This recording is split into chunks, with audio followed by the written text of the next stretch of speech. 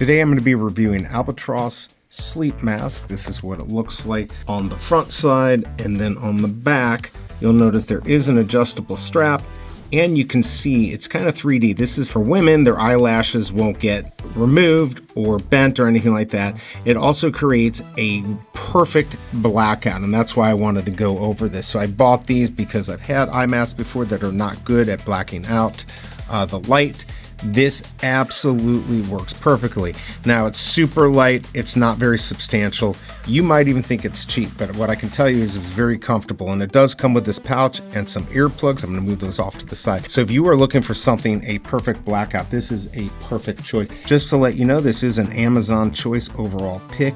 This had 8,000 bought last month. It gets 4.6 stars and has over 13,000 ratings. So if you're looking for a mask that's inexpensive, you might take a look at the different colors. The black one happened to be a little bit cheaper the time I bought this, but take a look.